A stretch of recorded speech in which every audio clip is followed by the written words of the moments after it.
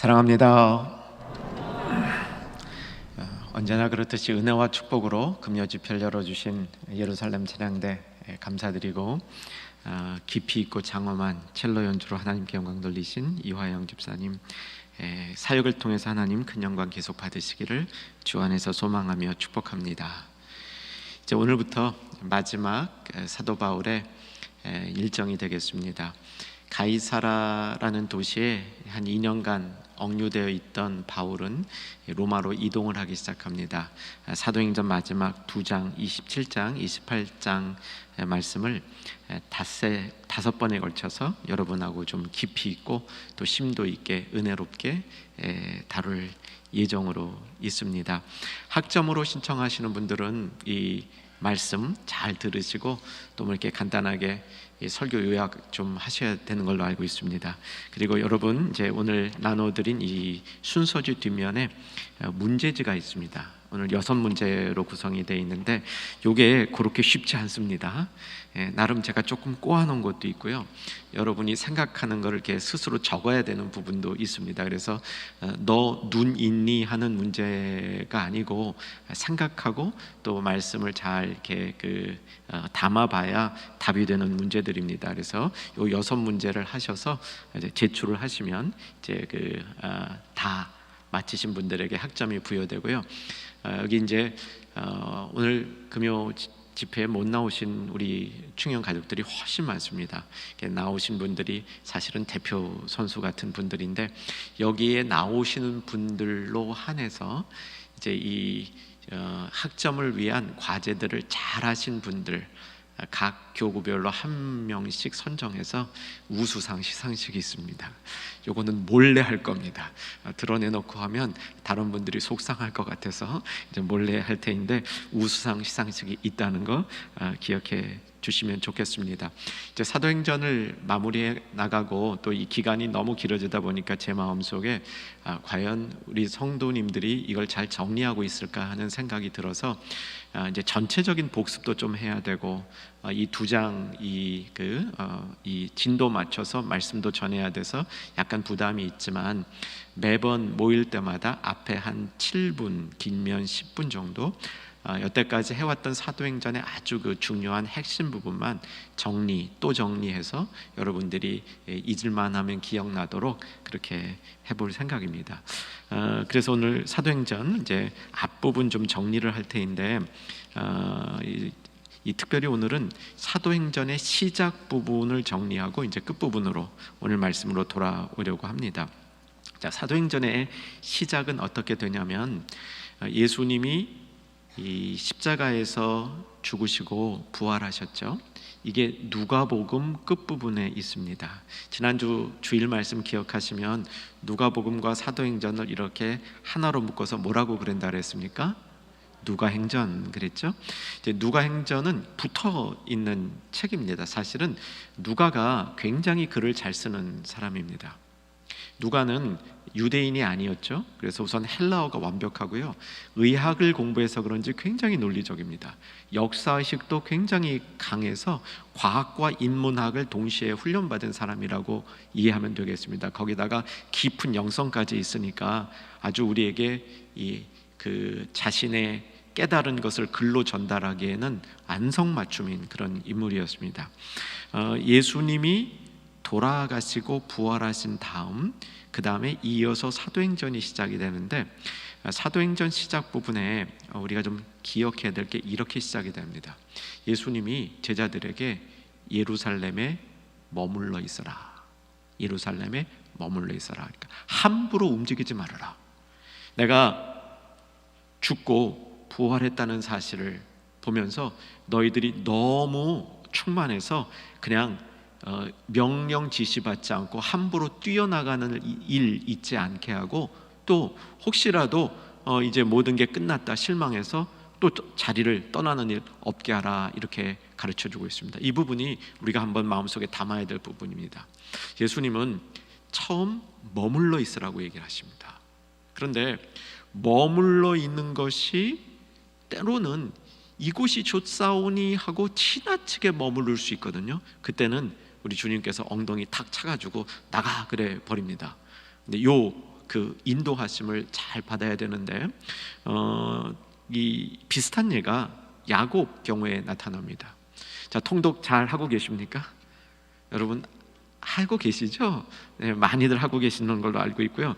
저도 뭐 시작하니까 신나가지고 이번 주 읽을 거 이틀 만에 다 읽고 그랬는데, 정상적으로 이번 주 읽으시는 분은 야곱 이야기에서 이번 주가 끝납니다. 이번 주 야곱 이야기가 어떤 이야기냐면, 외삼촌 집에 있다가 하나님이 이제 돌아가도 좋다 이렇게 말씀하시는 장면이에요.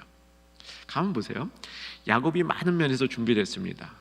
외삼촌 집에 있으면서 재물도 많이 생겼고 경륜도 쌓였고, 이제는 집에 돌아가서 형 에서와 한판 붙어볼 만한 실력도 생겼습니다. 근데 야곱이 함부로 움직이지 않습니다. 함부로 움직이지 않아요. 야곱은 하나님께서 돌아가라라는 결정적인 사인을 주실 때까지 움직이지 않고 있습니다. 계속 기다리고 있습니다. 근데 멍청이 기다리는 게 아니라 하나님 그때가 언제입니까 하고 때를 물으면서 기다리고 있었는데, 드디어 야곱에게 이제 가도 좋다라는 명령이 이제 떨어질 무렵에서 이번 주 말씀이 끝나는 겁니다. 똑같은 원리가 적용이 되는 거죠. 여러분, 머무를 때와 떠날 때를 아는 지혜로운 성도 되시기를 주의 이름으로 축원합니다. 그러니까 움직이지 않을 때와 움직여야 될 때를 아는 이 지혜라는 겁니다. 사도행전은 그렇게 시작이 되는 거죠. 이제 부활하신 예수님께서 승천하시면서 제자들에게 이제는 움직일 때가 됐다라고 말씀하시는 겁니다. 자, 우리 사도행전 맨 앞으로 오늘 본문 끼워 놓으시고 사도행전 맨 앞으로 가보시면 지금 제가 말씀드렸던 이야기들이 있는데, 자, 확인하고 가면 좋겠습니다. 1장 3절 보시면 우리가 알고 있는 얘기죠. 근데 바로 여기서 나오는 겁니다. 예수님이 부활하시고 40일 동안 그들에게 보이시면서 3절 끝부분입니다. 하나님 나라의 일을 말씀하셨다. 여기도 굉장히 중요하죠. 하나님 나라의 일을 말씀하시고, 그 다음 이제 예수님께서 승천하시는 거죠. 하늘로 이제 들림을 받으시는 겁니다. 그러면서 8절에서 말씀을 주셨죠. 자, 8절 말씀을 잘하는 말씀 또 한번 읽겠습니다. 오직 성령이 너희에게 임하시면 너희가 권능을 받고 예루살렘과 온 유대와 사마리아와 땅 끝까지 이르러 내 증인이 되라 하시니라. 여기 땅 끝까지가 로마인 것입니다. 땅 끝까지가 로마이기 때문에 사도행전 끝부분에 가면 로마로 바울이 가면서 이 예언이 이제 완성 단계에 이르는 겁니다. 사도행전 전체 이야기가 결국 이 이야기거든요. 예루살렘에 있었던 복음이 사마리아로 가고, 사마리아뿐만 아니라 동시에 이제 안디옥 교회를 통해서 세계 선교가 시작이 되고, 그 세계 선교의 마무리는 세계의 심장부인 로마의 복음이 전달됨으로 끝난다. 이런 구조가 사도행전의 구조인 것이죠. 자, 그래서 이제 사도행전 시작을 보셨죠. 그리고 이제 1장 8절의 의미를 보셨습니다. 그 다음 아셔야 될 게, 사도행전이 두 부분으로 나누어집니다. 전반부, 후반부. 이런 책들이 성경에 여러 권이 있는데, 사도행전도 대표적으로 전반부와 후반부로 나누어집니다. 전반부와 후반부의 분기점, 곧 후반부의 시작은 몇 장이죠? 13장입니다. 왜 13장이 후반부에 시작이 되냐면, 거기에서부터 안디옥 교회가 선교사를 파송하기 때문에, 바울과 바나바를 선교사로 파송하기 때문에 사도행전 13장부터가 후반부가 되는 겁니다. 자, 피시죠? 사도행전 13장을 가십시다. 사도행전 13장 가셨죠? 2절과 3절을 읽으십시다. 2절 3절 같이 읽겠습니다. 주를 섬겨 금식할 때 성령이 이르시되 내가 불러 시키는 일을 위하여 바나바와 사울을 따로 세우라 하시니 이에 금식하며 기도하고 두 사람에게 안수하여 보내니라. 선교사로 내보내는 거죠. 이제 드디어 후반부가 시작되는 겁니다. 여기서부터 땅 끝까지 가는 일이 이제 시작이 되는 것이고, 이제 오늘 그리고 앞으로 5주 동안 볼 이 말씀들을 통해서 그 일이 마무리되는 겁니다. 자, 이제 사도행전 전반부는 예루살렘을 중심으로 베드로가 사역한 것이 핵심이었다면 사도행전 후반부에는 안디옥 교회가 바울과 바나바를 파송한 다음, 사실 안디옥 교회도 조금 있다는 없어집니다. 이 두 사람, 특별히 이 바울을 통해서 이 복음이 어떻게 땅끝 곧 로마까지 가는가에 관한 이야기입니다. 이렇게 큰 그림 정리 잘 되셨으리라고 기대합니다. 자, 이제 그러면 후반부의 내용을 이제 크게 정돈해 보면 바울이 전도 여행을 1차, 2차, 3차를 하게 됩니다. 이거 이제 계속 우리가 배워왔던 이야기들이죠. 이 1차, 2차, 3차 전도 여행은 지도를 보면서 한 번에 이렇게 요약을 해야 되고요. 이 3차 전도 여행이 끝난 다음에 바울은 예루살렘으로 올라갑니다. 그래서 예루살렘에 가서 거기서 사역을 하는 동안 붙들려서 가이사라로 이제 보내져서 가이사라에서 2년 동안 감금되어 있을 때, 우리 지난번 나누었던 이야기들입니다. 바로 직전에 나누었던, 작년 말에 나누었던 이야기인데, 그때 여러 번 재판을 받게 되죠. 기억나십니까? 바울은 이 재판을 어떤 기회로 삼습니까? 복음을 전하는 기회로 삼습니다. 참 이런 게 열정이죠. 이런 게 열정입니다. 열정이 있으면 못할 일이 없습니다. 바울은 어떤 상황에서도 자기가 위하여 부름받은 복음 전파를 했던 것이죠. 이제 이 이야기를 지금부터 정리합니다. 빠르게 정리할 건데 지도를 볼 겁니다. 1차 전도여행 지도 이제 화면에서 보시죠. 기억나실 겁니다.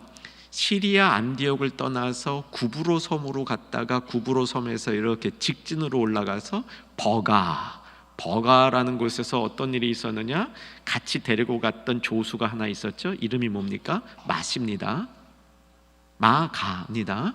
근데 이제 마가가 거기서 이탈을 하죠.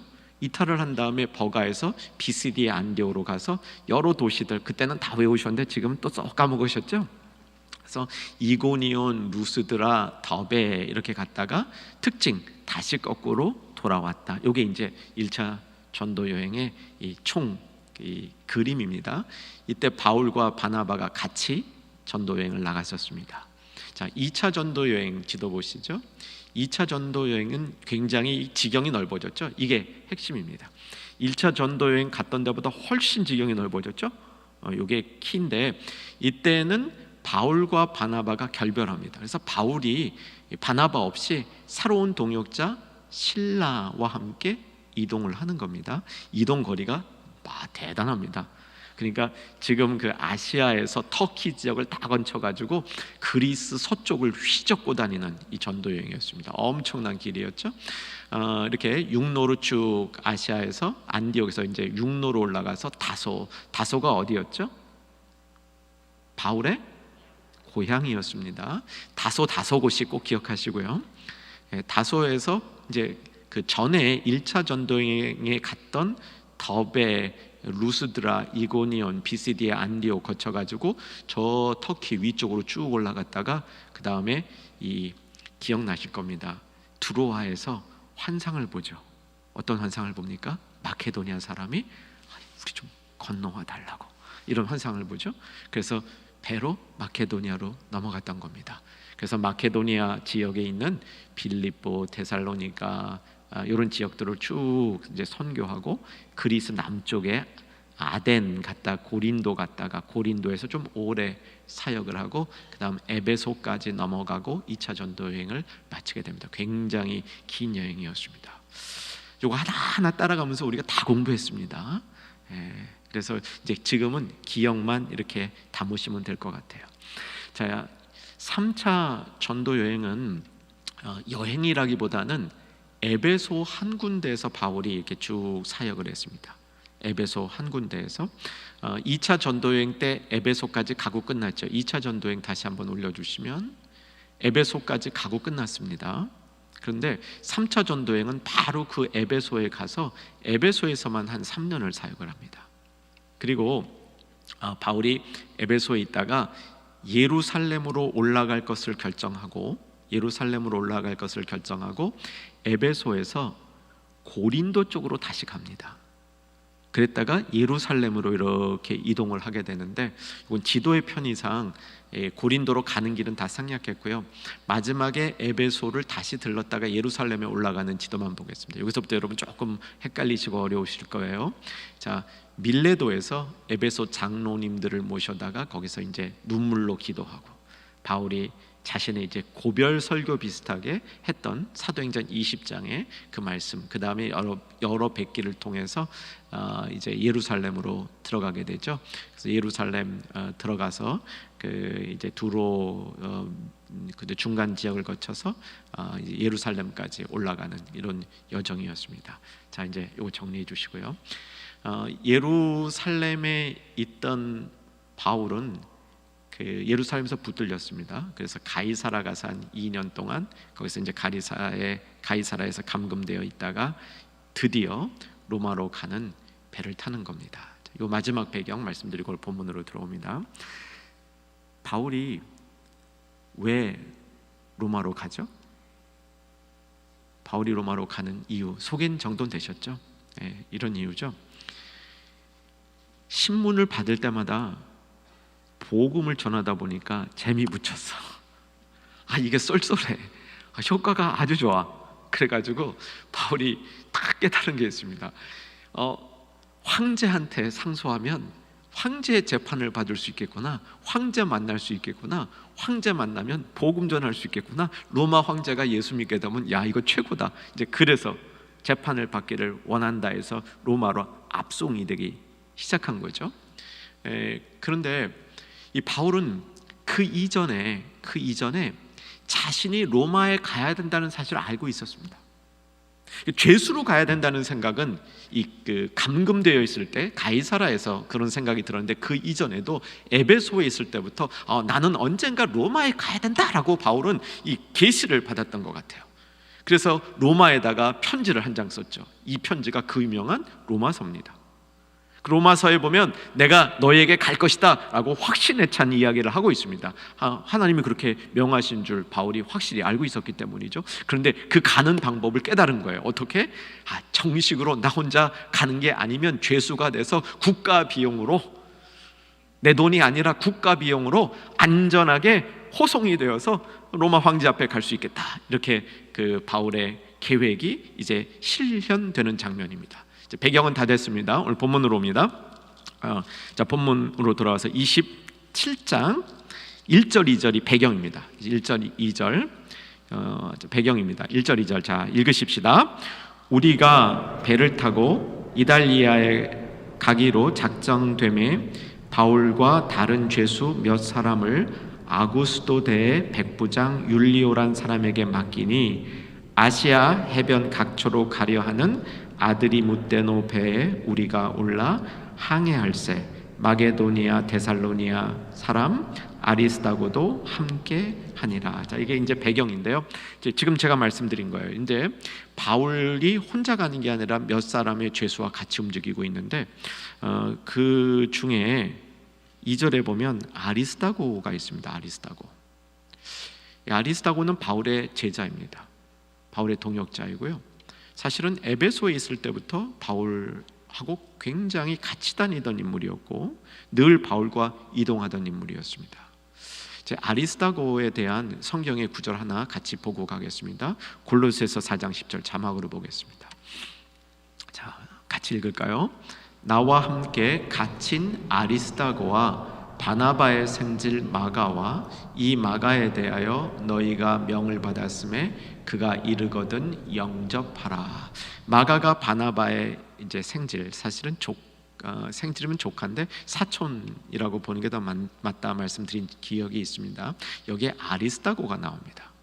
그러니까 하여간 앞에 얘기는 다 여러분 기억 못하셔도 좋은데, 이때 배를 타고 같이 갔던 사람 중에 아리스다고가 있었고 그는 로마 감옥에 바울과 같이 있었다. 골로새서 4장 10절에 보면 바울이 로마 감옥에서 쓴 골로새서 4장 10절에 보면 자신하고 같이 있는 인물 중에 아리스다고가 있다 했으니까 이 아리스다고는 계속 바울과 함께 있었던 겁니다. 또 누가 바울과 함께 있었겠습니까? 제가 답 좀 전에 말씀드렸습니다. 누가 바울과 함께 있었겠습니까? 답 나왔죠? 누가도 바울과 함께 같이 있었습니다. 어떻게 하느냐? 1절 시작할 때 우리가 이렇게 써 있어요. 우리가. 누가가 거기 끼어 있다는 겁니다. 우리가 그러면 저자가 같이 있다는 얘기죠. 누가도 바울과 같이 배를 타고 있었다는 얘기입니다. 그러니까 죄수들 말고도 배를 타고 있는 인물들이 또 있었는데 바울의 동역자가 적어도 2명 같이 배를 타고 있었다, 이렇게 볼 수 있겠습니다. 자, 그 배는 이달리아로 가는 배라고 되어 있고요. 이 배를 인솔하는, 죄수들을 인솔하는 책임자가 누구였습니까? 백부장 율리오. 여러분, 사람이 착하면은요, 그 이름이 성경에 기록이 됩니다. 이 성경에 이름이 기록되면요, 이건 얼마나 오래 갑니까? 이건 이제 지상 끝날까지 가는 겁니다. 이 율리오라는 이름이 왜 기록됐는지는 조금 있다가 우리 찾아볼 수 있겠습니다. 자, 이들이 탄 배 이름도 기록이 되어 있습니다. 이 배가 어떤 배이냐면 2장의 2절의 첫 부분, 아시아 해변 각처로 가는 배, 그러니까 소위 말하면 로컬이에요. 완행입니다. 여러 지역을 둘러다니는 배다 이거죠. 해안, 연안을 둘러다니는 배다. 큰 배는 아닌 것 같습니다. 자, 이렇게 해서 이제 이동이 시작이 되는데, 자, 3절 보십시다. 3절 같이 읽겠습니다. 이튿날 시돈에 대니 율리오가 바울을 친절히 대하여 친구들에게 가서 대접받기를 허락하더니. 자, 이제 여러분 교재, 여러분 오늘 순서지 뒤에 지도가 나와 있는데 이 지도가 중요한 지도입니다. 그래서 여러분 일단 오늘 보여드리고 이제 자막으로도 계속 봐나갈 텐데, 위 큰 거 보시길 좋으신 분은 위에 보시고, 일단 앞에 있는 거 보시기를 좋으실 분은 이거 보시고 편하게 하십시오. 자, 우리 자막으로도 띄워주십시오. 자, 배가 이동하기 시작합니다. 가이사라에서 하루길 가니까 위쪽에 시돈이라는 곳에 떨어졌습니다. 오늘 지금 이 지명 나와 있는 거 다 여기 지도에 있는 겁니다. 지명 얘기는 글로 돼 있고 지도로 옮기면 이 지도가 되거든요. 자, 시돈 갔다가 이제 무라 갔다가 요 이제 지도는 계속 반할 겁니다. 지도 내려주시고요. 자, 시돈 봅니다. 시돈은 가이사라에서 가까운 항구죠. 이 시돈이 어떤 특징이 있냐면 시돈에 바울의 친구들이 있었습니다. 그러니까 바울이 전도해서 여기에 교회가 있었다, 저는 이렇게 확신합니다. 바울은 배를 타고 많이 이동을 했기 때문에 배를 기다리면서 며칠 기다리거든요. 그 배, 그러니까 항구 도시에 전도를 했습니다. 그래서 거기에 이 믿음의 공동체가 세워졌고요. 바울이 여행을 많이 했기 때문에 여행하는 즐거움 중에 하나가 이렇게 지루한 여행길에 둘러 믿음의 형제들을 만나서 그들을 위로하고 그들과 함께하는 이것이 바울에게는 선교의 중요한 또 하나의 이 즐거움이었습니다. 그러니까 목적지에 가서 복음을 전하는 것 이외에도 이동하면서 사람들을 만나서 그들에게 복음을 전하고 그들과 교제하는 즐거움이 있었습니다. 제가 미 동부에 있는 그 이민교회를 섬기는 시절에 중국 깊숙이 들어가서 이제 선교를 자주 했는데, 그 선교지에 가는 거를 저보다 더 좋아하던 이 선교 담당 부목사님이 계셨습니다. 원래 이제 선교 담당 목사님이시라 선교에 참 열정이 많으셨는데, 그분 특별히 그 중국 깊숙이 가는 걸 참 좋아하셨습니다. 깊숙이 갈 때 그분이 갖고 있는 이 추가적인 즐거움이 하나 있었는데, 양고기 드시는 겁니다. 가면 꼭 양고기 드시는 거예요. 자주 가다 보니까 양고기집 주인도 사귀었어. 그래서 거기 가면 그 양고기집에 꼭 가는 게 즐거움입니다.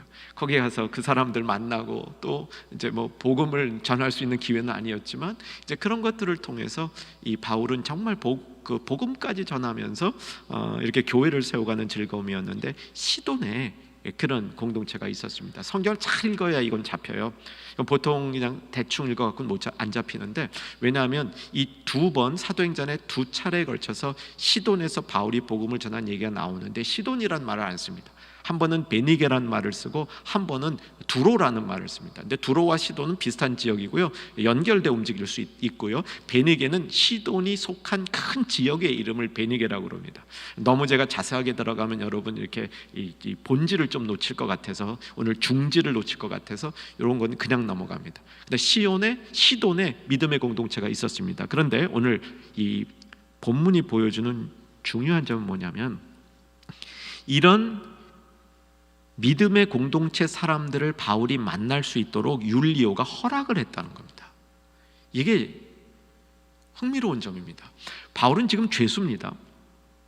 죄수에게 중간에 호송하는 중간에 어떤 도시에서 가서 친구들 만나고 와, 이럴 정도면 율리오가 바울에 대해서 호감을 갖고 있다? 아니다.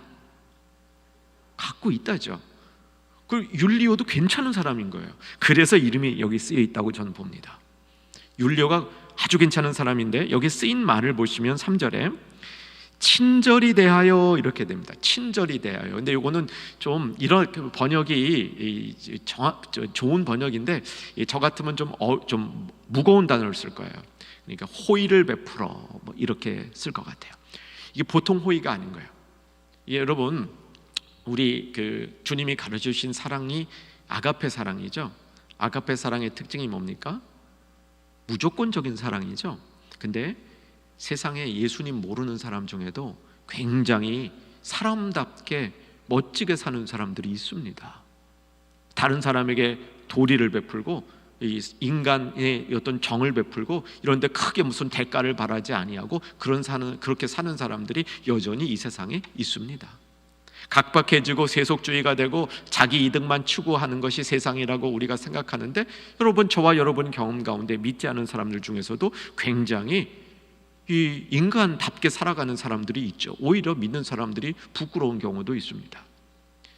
그 믿지 않은 사람이 가지고 있는 어떤 인간에 대한 사랑, 꽤 품위 있는 인간에 대한 사랑을 여기서 친절히 대하다, 이 단어가 드러내고 있습니다. 이게 흥미롭게도요, 요 다음 28장에 가면 바울이 이제 나중에 배우겠지만 멜리데 섬에 들어갑니다. 멜리데 섬에 들어갔을 때 그 섬 사람들이 바울에게 그렇게 대하게 됩니다. 28장 2절을 미리 보시면, 28장 2절을 보시면 특별한 동정을 하여, 이게 동정이란 말이 친절하게 대한 거예요. 친절하게 대한 겁니다. 그래서 우리가 여기서 결론 내릴 수 있는 건 뭐냐면 일어나는 사건들이 있는데 이 사건들 뒤에 하나님이 어떻게 역사하시는가를 봐야 됩니다. 하나님이 바울이 죄수로 끌려가는 길에 믿지 않은 사람들을 통해서 호의를 받게 만드는 거예요. 이것도 참 재밌습니다. 사랑하는 여러분, 우리가 진짜 성숙한 성도가 된다면 이 세상에 있는 사람들 중에 이렇게 괜찮은 사람들 있지 않습니까? 이 괜찮은 사람들을 볼 줄 아는 우리의 안목이 생기기를 주 안에서 소망합니다. 믿는 사람과 나누는 교제 필요합니다. 반드시 있어야 되죠. 그를 통해서 우리의 이런 신앙과 우리의 삶이 아주 풍성해집니다. 그런데 하나님이 이 세상에 참 여러 종류의 사람들을 만들어 놓으셨어요. 이 사람 막대기처럼 계속 나를 괴롭히고 또 그걸 통해서 성장시키시는 그런 그 대상도 있고, 이렇게 믿지 않은 사람의 호의를 통해서 하나님 나라가 진전되는 역사도 있다는 사실입니다. 우리가 여기서 눈여겨봐야 될 부분이죠. 자, 이렇게 호의를 받은 바울은 계속해서 이제 항해를 하게 됩니다. 다시 이제 4절로 가십시다. 4절, 27장 4절. 자, 준비되셨죠? 같이 읽겠습니다.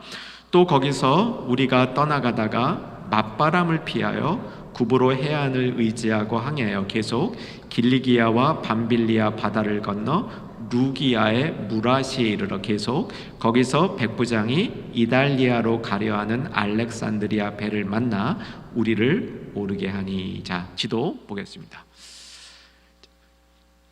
가이사라에서 시돈을 거쳐서 무라까지 갔던 이렇게 여정이 있고요. 자, 이 무라에 도착한 겁니다. 무라의 위치 확인하셨죠? 네, 확인하셨으면 지도는 이제 내리겠습니다. 무라에서 어떤 일이 있었다고 되어 있습니까? 배를 갈아탔습니다. 그러니까 전에 연안을 움직이던 완행 배에서 이제는 큰 덩치의 배, 이 배 지중해를 건너가지고 국제선이죠. 국제선 지중해를 건너서 이달리아로 이동하는 큰 배로 옮겨 탄 겁니다. 알렉산드리아 호. 배의 이름까지도 거기다 자세히 적었죠. 이유가 뭐겠습니까? 저자가 직접 동행하고 있었기 때문에. 그리고 자세하게 여정을 적어주면 신뢰도가 높아집니다. 그래서 이 신뢰도를 높이기 위해서 자세한 여정을 적어둔 것이죠. 이제 그렇게 무라에서 배를 가다 탔는데, 여기 이제 7절을 보시면 배가 더디가 여러 날 만에 간신히 니도 맞은편에 이르러 풍세가 더 허락하지 아니하므로 살몬의 앞을 지나 그레데 해안을 바람막이로 하여 간신히 미항에 도착했다. 이렇게 되어 있습니다. 자, 지도 다시 한번 띄워주십시오. 무라에서 따라와 주시기 바랍니다. 무라에서 니도를 거쳐서 밑으로 내려와서 이제 그레데 섬 쪽으로 들어왔습니다. 그래서 미항이라는 곳 위치 확인하시고요. 그레데 남쪽 거의 중앙 부분에 있는 항구입니다. 이 미항에 바울 일행이 도착한 겁니다. 이때 탄 배는 조그만 배가 아닙니다. 큰 배를 타고 여기까지 왔습니다. 왜 그랬습니까? 바람이 거셌던 겁니다. 바람이 거셌다는 얘기를 4절을 보시면 맞바람이 불었다 이렇게 되어 있고요. 7절에 보시면 이 풍세가 더 허락하지 아니하므로, 그래서 굉장히 지연이 된 겁니다. 원래 가야 되는 일정보다 막 지연이 된 거죠. 여러분 비행기 타실 때 이렇게 비행기가 지연돼서 뭐 몇 시간씩 그 공항에 있었던 경험 뭐 없으십니까? 그렇게 공항에 있어 보면 아주 지루하죠. 이게 이제 길게 이게 늘어지면서 바람이 막 부니까 참 힘들기도 했고요. 그래서 이렇게 바람이 부는 와중에 간신히 미항에 도착했다. 이게 이제 오늘 일어난 사건의 중요한 부분입니다. 자, 8절을 보시면, 자, 8절 읽으십시다. 간신히 그 연안을 지나 미항이라는 곳에 이르니 라세아시에서 가깝더라. 이거 이제 요건 수문 내용을 읽으셔야 돼요. 라세아시에서 가깝더라, 이 말은 미항이 잘 알려지지 않은 항구라는 겁니다. 그리고 그렇기 때문에 주변의 큰 도시의 이름을 적어준 거예요. 여러분 혹시 여러분 고향이 저 시골 이름 되면 보통 사람들이 모를 그런 곳이 고향이십니까? 그런 분들 있으시죠? 그러면 고향이 어딥니까 물어보면요, 자기 고향 얘기하지 않습니다. 그 주변에 있는 큰 도시 얘기하죠. 그래야 사실 듣는 사람은 이해가 되지 않습니까? 그렇게 해서 미항이라는 것이 미미한 항구였다 이렇게 이해하시면 좋은데, 미항의 원래 이름은 아름다운 항구다 이렇게 보셔야 돼요. 이게 그 아름다운 항구, 아름다울 미자를 이제로 번역이 된 거죠. 그래서 그러나 미미한 항구에 도착을 했습니다. 미항에 제가 가봤겠습니까? 안 가봤겠습니까? 가봤습니다. 저는 한때 꿈을 가졌었습니다. 성경에 나오는, 사도행전에 나오는 모든 도시에 가보리라 이렇게 생각을 했는데, 당연히 미항엔 가봤고요. 무라에는 못 가봤습니다. 네, 이제 미항에 가보니까 거기에 이제 바울 유적지도 있어요. 바울이 이제 그 기도했던 동굴 안 주변에 뭐 조그만 뭐 교회도 만들어 놓고 그랬는데, 항구는 항구 같지는 않아요. 뭐 이렇게 정말 조그맣고 예뻐요. 이제 바닷가에 예쁜 바닷가인데 아주 작은 바닷가입니다. 자, 미항에 바울이 도착했는데 이제 중요한 얘기가 나옵니다. 9절입니다. 자, 9절 읽겠습니다. 여러 날이 걸려 금식하는 절기가 이미 지났으므로 항해하기가 위태한지라 바울이 이들을 권하여. 자, 요 배경을 아셔야 돼요. 지중해는 겨울에 11월 11일부터는 일체 배가 못 다닙니다. 겨울이 돼서 9월 14일부터는 다니긴 다니는데 조심해서 다니라는 경고가 떨어집니다. 대충 여러분 요 감만 잡아보세요. 금식하는 절기라는 게 아마도 유대인들의 대속죄일일 것이라고 추정을 한다면, 유대인의 대속죄일이 음력이기 때문에 이제 지금 요즘 양력으로 하면 왔다 갔다 합니다. 그런데 이게 이제 대충 이제 9월 16일, 어떤 때는 10월 뭐 이렇게 떨어집니다. 그러니까 늦었다는 겁니다. 그러니까 그 경고 지중해 뱃길로, 그러니까 이 큰 지중해를 건너려면 위험한 날에 이미 도달했다, 그런 뜻이에요. 그래서 바울이 그것을 근거로 해가지고 이 선포를 하는데, 지금 떠나면 굉장히 위험할 것이라고 바울이 경고를 합니다. 자, 10절 그렇게 말하죠. 자, 10절 같이 읽겠습니다. 말하되 여러분이여, 내가 보니 이번 항해가 화물과 배만 아니라 우리 생명에도 타격과 많은 손해를 끼치리라 하되. 자, 11절. 백부장이 선장과 선주의 말을 바울의 말보다 더 믿더라. 선장과 선주의 주장은 뭐였냐면 12절. 그 항구가 겨울을 지내기에 불편하므로, 미항이 조그만 항구니까 겨울을 지내기에 불편하므로 거기서 조금만 더 이동하면 베닉스라는 항구가 나오는데 여기가 훨씬 커서 겨울을 지내기가 좋다, 이렇게 주장을 한 겁니다. 그럴듯하죠. 백부장이 두 견해, 바울은 이번 떠나면 우리가 굉장히 위험하다라는 견해를 냈고, 선장과 선주는 괜찮다, 조금만 더 이동하면 옆에 큰 항구가 있으니까 그 항구로 가서 그 항구에서 겨울을 지내자. 이 겨울 지내는 게 몇 달 있어야 되는 겁니다. 그러니까 이게 뭐 잠깐 며칠 있는 게 아니에요. 겨울 내내 이동이 안 되기 때문에 시작은 3월이나 돼야 움직일 수 있습니다. 그러니까 이게 굉장한 시간을 지체해야 되기 때문에 큰 항구에 가서 안전하게 있는 것이 당연히 좋겠죠. 그래서 베닉스 항구로 가자라고 이야기합니다. 아까 드린 지도에 보면 베닉스의 위치도 있습니다. 또 한 번 질문합니다. 제가 베닉스에 가봤겠습니까? 안 가봤겠습니까? 거기는 가보면요, 항구도 아니에요. 요새는요 아무것도 없어요. 그 베닉스 자리예요. 그러니까 지금은 다 없어졌어요.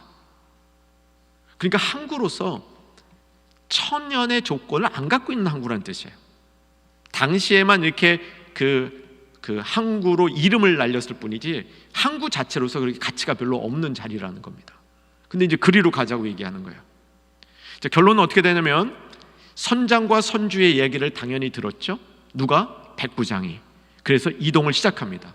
처음에 이동 시작할 때는 괜찮았는데 이동 시작하자마자 광풍이 불어서 바로 반나절이면 갈 수 있는 옆 항구로 이동하는 사이에 확 밀려나가는 겁니다. 그래서 표류가 시작되는 겁니다. 이게 다음 주 유라굴로 이야기입니다.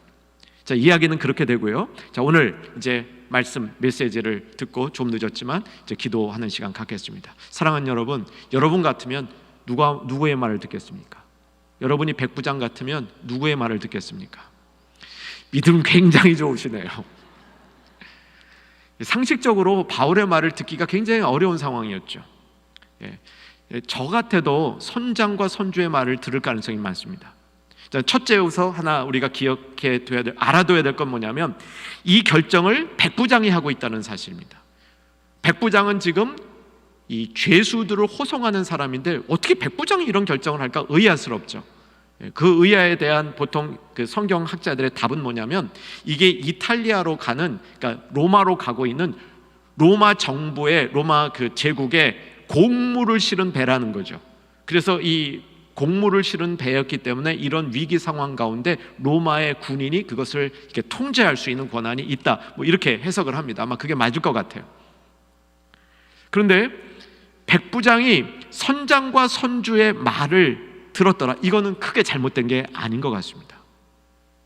다만 사랑하는 여러분, 우리가 우리의 믿음을 가질 때 우리도 세상에서 일반적으로 상식을 따라 이렇게 행할 수 있는 것이 보통의 모습인데, 오늘 본문이 주는 교훈은 뭐냐면 그럼에도 불구하고 바울은 예언하고 있다는 겁니다. 이때 바울의 모습은 완전히 예언자입니다. 바울이 예언을 하고 있는데 바울이 예언하는 얘기를 들으면서 백부장이나 선장이나 선주는 그때는 자신들이 옳았다고 생각을 했던 겁니다. 근데 시간이 조금 지나니까 누가 옳았습니까? 바울이 옳았습니다. 그런데 누가 옳았냐가 중요한 게 아니고 사실은 이 전체 이야기를 통해서 어떤 전환이 일어나냐면 죄수였던 바울이 이 배의 리더가 됩니다. 이게 바울의 오늘 이야기의 핵심입니다. 다음 주 이어지는 이 사건을 통해서 어떻게 죄수였던 바울이 배의 최고의 리더, 실질적 결정권자가 되는가, 하나님이 그 역사를 위해서 예언을 하신 겁니다. 자, 이 말씀을 우리에게 조금 더 적용하고 오늘 기도로 들어가십시다. 사랑하는 여러분, 이제 다시 한번 10절을 보시기 바랍니다. 바울이 경고하는 겁니다. 한번 잘 읽어보세요. 같이 읽겠습니다. 말하되 여러분이여, 내가 보니 이번 항해가 하물과 배만 아니라 우리 생명에도 타격과 많은 손해를 끼치리라 하되 내가 보니, 이 말이에요. 저는 이 말이 오늘 제가 이 전체 본문 속에서 가장 은혜 받은 부분입니다. 내가 보니. 바울은 현상만 본 게 아닙니다. 현상 뒤에 정말 일어날 일을 보는 안목이 있었습니다. 바울은 자기 눈으로 보고 있지만 눈으로 보는 선에서 끝난 게 아니라 전체 그 눈에 보이는 일이 일어나는 이 배경까지 하나님이 역사하시는 그 모든 것을 볼 수 있는 총명이 바울에게 있었다는 사실입니다. 요 똑같은 얘기가 어디서 나오냐면요, 요한복음 4장에서 수가성 여인이 있지 않습니까? 수가성 여인에게 예수님이 굉장히 뜬금없는 질문을 하시면서 말씀도 하시고 그러잖아요. 근데 이 수가성 여인이 다 깨달아졌어요. 야, 이 예수님 보통 분이 아니구나. 내 과거 역사를 다 알고 계시구나. 딱 그런 다음에 이 여인이 뭐라고 그랬는지 아세요? 내가 보니 선지자로소이다, 이렇게 얘기하는 거예요. 깨달았다는 얘기예요. 깨달았다는 얘기. 여러분, 오늘 이 말씀을 우리가 보면서 큰 그림은 하나님이 역사하시는 거예요. 이 하나님이 역사하셔서 죄인을 리더로 바꾸는 이런 역사가 이 본문의 핵심인데, 그때 내가 보니, 이 우리 바울이 얘기했던 내가 보니, 이 말씀이 우리 삶에도 일어날 수 있게 한번 소망해 보십시다. 눈에 보이는 것만 보면 백부장과 같이 결정합니다. 선장이나 선주같이 결정할 수밖에 없습니다. 조금이라도 나에게 유익해 보이고 이로운 쪽으로 결정할 수밖에 없습니다. 그런데 내가 보니, 하나님이 하시는 일을 보니 다르게 보이는 겁니다. 여러분, 우리가 이 안목을 가질 수 있는 주님의 사람들이 되기를 소망해 봐야 됩니다. 우리 다음 세대, 우리 자녀들을 위해서 기도할 때도 눈에 보이는 것만 자꾸 보고 살지 않고, 내가 보니, 깊은 곳까지 보니, 하나님의 마음을 보니, 하나님의 뜻을 보니, 이럴 수 있는 영안이 있는 안목이 열리는 복된 성도들 되기를 주의 이름으로 축원합니다.